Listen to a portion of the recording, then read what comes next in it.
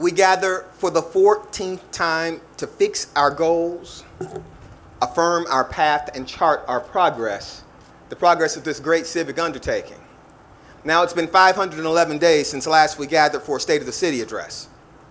It's always worth noting that 14 years ago, residents from surrounding neighborhoods bound themselves to one another in an effort to decentralize governance and formalize the togetherness of the place that will become Miami Gardens. Well, 14 years later, I stand before you to report our progress is steadfast and our foundation is unmovable. Now, we've had some additions to our Miami Gardens family. We welcomed a new chief of police, our first woman chief of police, Delma Noel Pratt. Delma, stand up and wave. Wait, no, I don't see you, Delma. Where are you? Well, she's waving somewhere. There's bright lights up here. Look, we also welcomed, and listen, Delma, you just joined the city with the biggest heart and the brightest future. We love having you, and we know that you're going to do a great job. We also welcomed Assistant Chief J.D. Patterson and Major Robin Starks. Now, all come with a wealth of experience in law enforcement and a deep love for this community. And J.D., as promised, I won't tell this crowd what your nickname is. You know the nickname your mama and them gave you? That you told me you wouldn't, I shouldn't tell. So I won't tell because I'm a man of my word. There has been another notable and extraordinary addition to the Miami Gardens family. Now, some of you may have heard, I got married last week. Dr. Pondway Gibson Gilbert is intelligent and beautiful and exceptional by any measure. Please help me welcome my wife to our Miami Gardens family.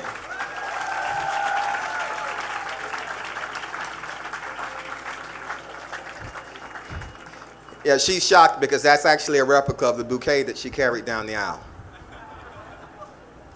Look, she will be an excellent ambassador of innovation and ideas as we move from the concept of a great community to the conception of the unending story of how we transformed what was into what could be.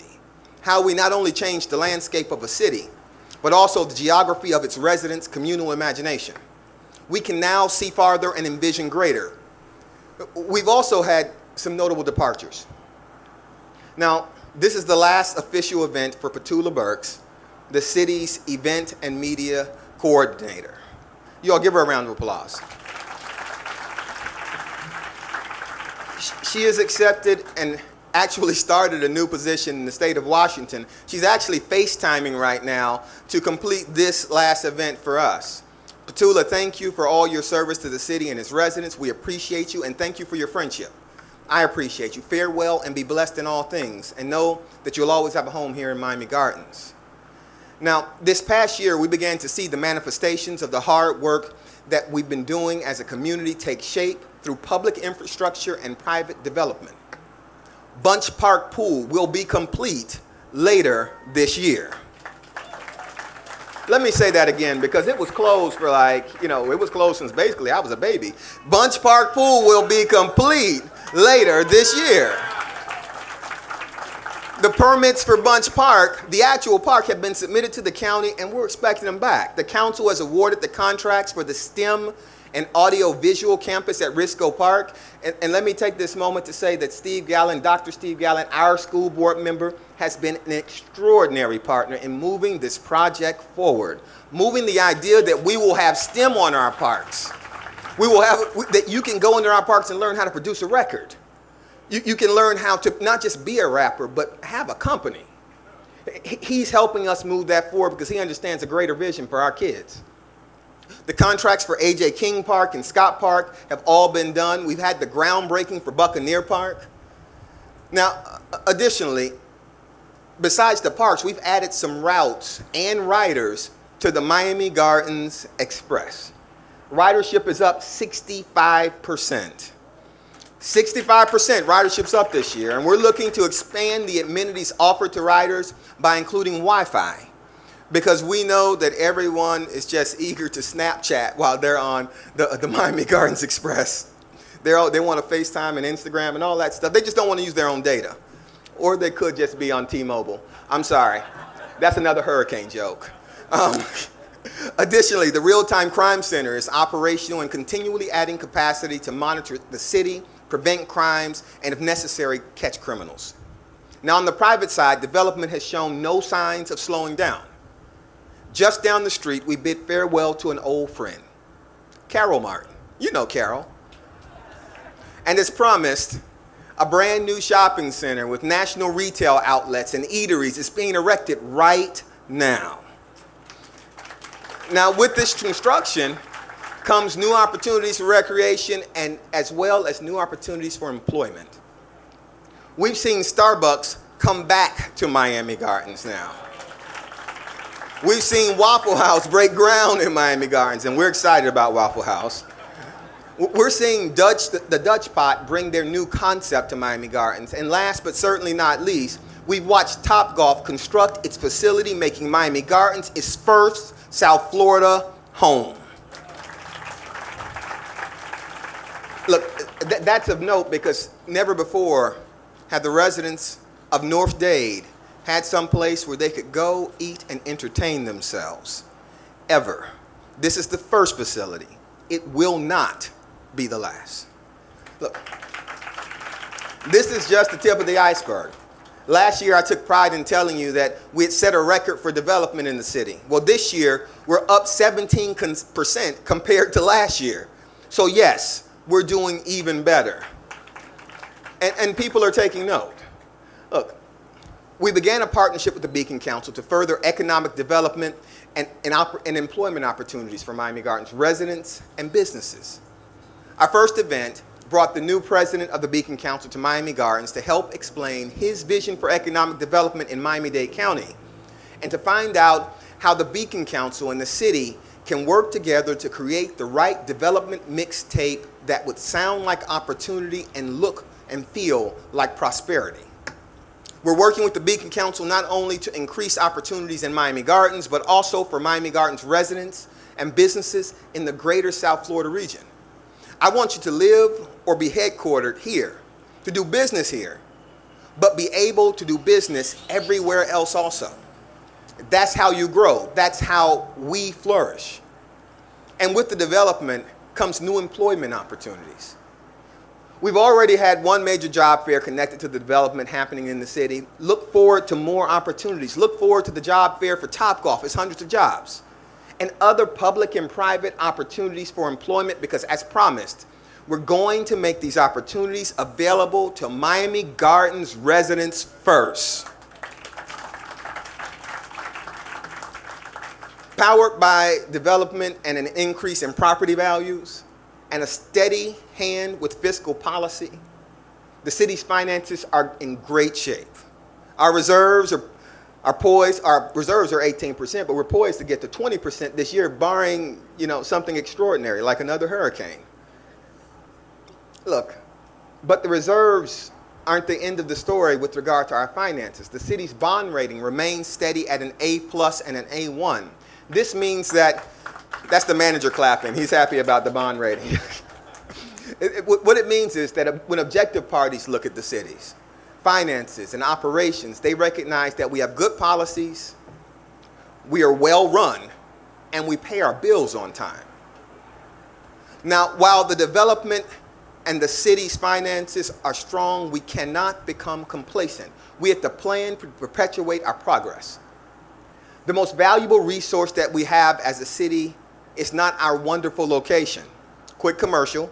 You can get to anywhere quickly from Miami Gardens, so please open your business here. It's not the fact that we're the home of the Miami Dolphins, who will be playing in Super Bowl 2020 when it's hosted here in Miami Gardens.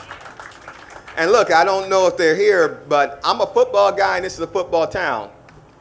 But if you need us to become a tennis town, we can do that too. Look, our greatest resource is not Jazz in the Gardens. I see Bill Talbot from the Visitors Bureau here. Thank you for your partnership and your continued support. Jazz is coming to the third weekend in March near you, so be prepared. Our greatest resource is not the wine and food festival. It's going to be lit. And for Councilwoman Odom, lit means it's going to be really, really, really fun. Everyone get your tickets right now. It's going to be a great time. Those things are great, but our greatest resource is our human resource.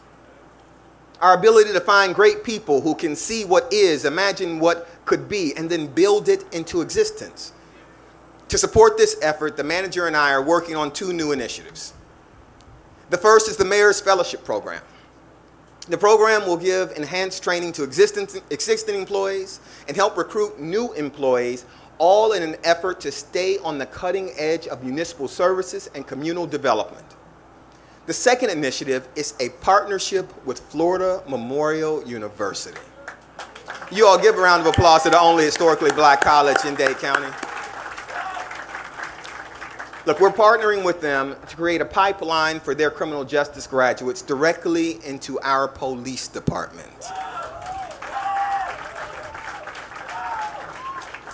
Both programs will be aimed at identifying talent early, recruiting the talent to the city, enhancing the talent, and then retaining the talent.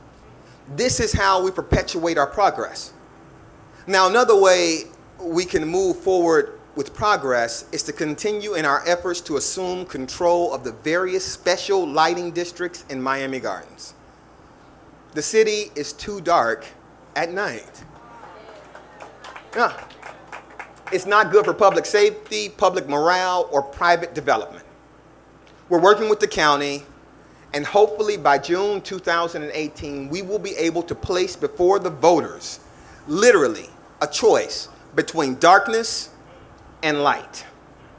If approved by the voters, everything will be on the table. As a community, we will then decide whether we want LED lights or LED lights that have Wi-Fi, or LED lights that have Wi-Fi and crime prevention and detection cameras.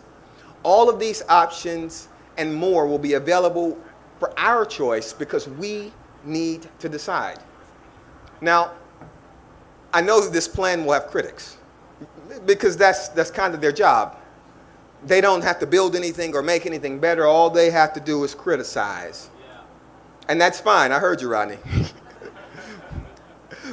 But what I'm reminded of in these moments, in those moments when we absorb their predictable criticism and empty rhetoric, is that famous quote by Harriet Tubman, who, with what I can only imagine was a voice born in servitude and refined in freedom, said, "I freed 1,000 slaves. I could have freed 1,000 more if they knew they were slaves."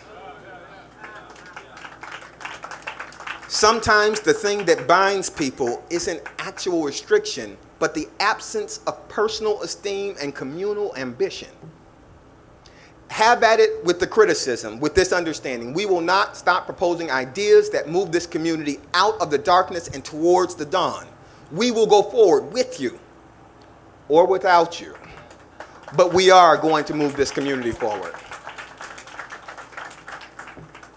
It's not enough for us to turn on the lights. We must be a light. We must be a light that brings this community from the slumber of complaints to the consciousness of our collective ability. We must be a light that leads away from the absence of economic development to the buildings being built and jobs created. We must be the light from selfishness to selflessness, from indifference to involvement, from the aftermath of the storm to the acknowledgement that we made it through, stronger and resolved that when we stand as one, we can be knocked down, but we can never be knocked out. We must be the light from the predictions of impossible success to the reality of an inevitable triumph. We must be the light for our children. Look, I assure you, the world does not need any more average people, and we will not raise average children.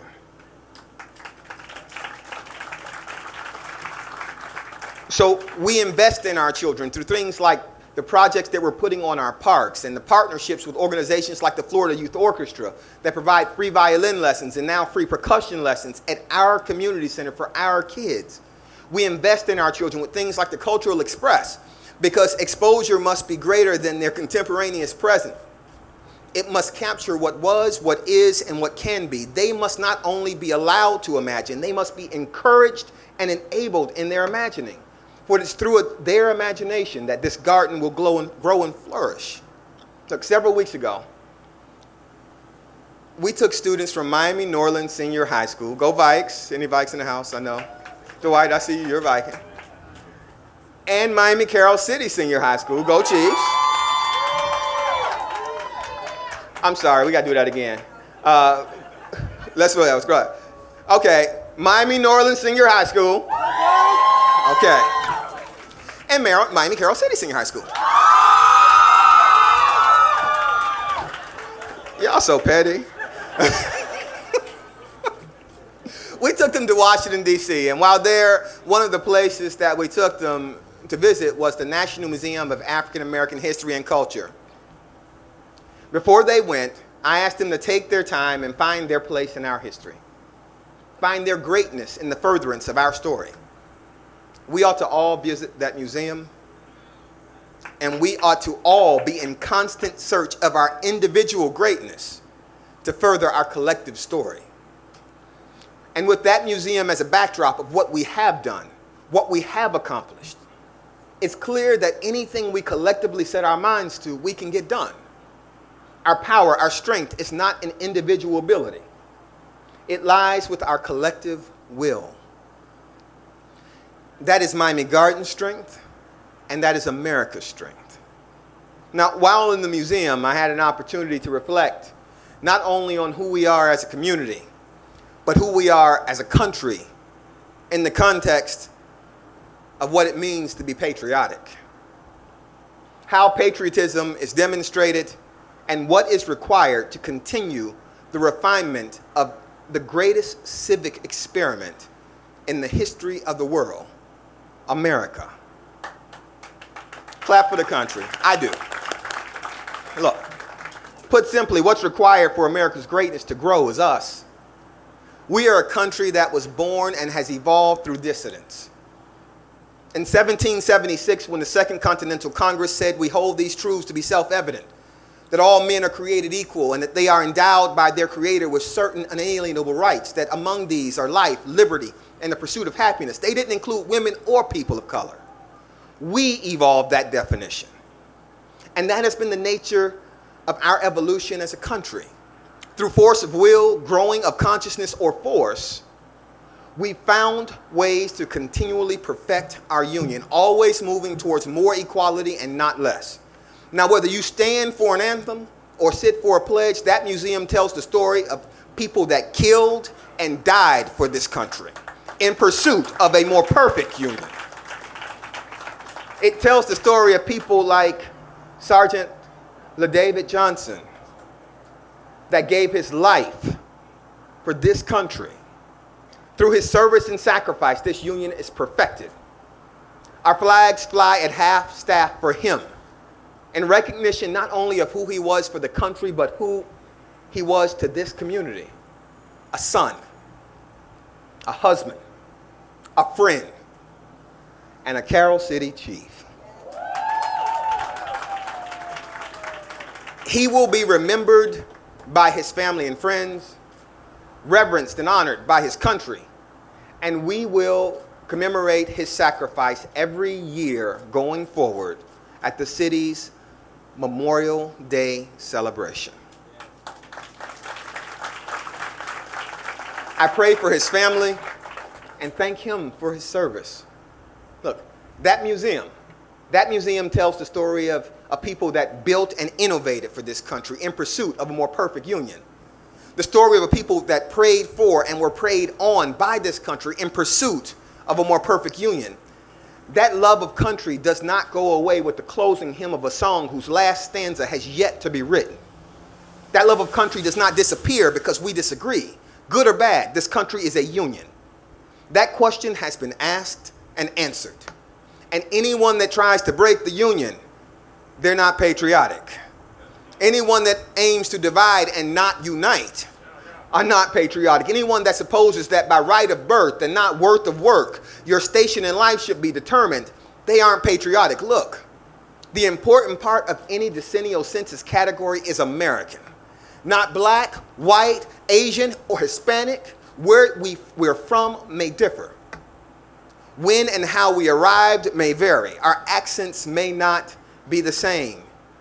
But none of it matters because we're all here together now on a common path, our destiny inextricably intertwined. We build forward together. And this American dream that we dream in all of its iterations is architected by the idea that through hard work and determination, you are affirmed and reborn in any station you can achieve. Now, this isn't to mean that as a country or as a community, we won't have problems. But I promise you, those problems will not consume us. We'll have our detractors, haters, but those detractors will not detour us. We will move forward together, defining who we are, defying what they say as a city. We will endlessly work towards the horizon of hope and opportunity and possibility because who we are is not who we were, and who we are to be is of our choosing and as a result of our labor and love. Ladies and gentlemen, we are Miami Gardens. So residents, my colleagues on the city council, my partner, Mr. Manager, my right hand, Madam Attorney, and Madam Clerk, who handed me an email. You don't want me to say this? The clerk handed me an email like an hour before I walked up, said that January 18th, she was retiring. She said, I'm leaving, y'all. She's retiring, so you give a hand to our first city employee and our only city clerk ever, Renetta Teller. Look, Madam Clerk, thank you for your service. Thank you for being the keeper of records and the memory of the city in some respects. You were here when it began, and you've always been a good voice and a good ear to go to as we plot our way forward. From the history that our parents, like my mom and my aunt there, created, to the hope in our children's hearts, the state of this city is strong. From the geographical limitations that we have to a never-ending and ever-expanding communal horizon of possibility, the state of this city is strong. From 151st Street to County Line Road, the state of this city is strong. And I assure you all, it's getting stronger. God bless the city and God bless America. Thank you all very much.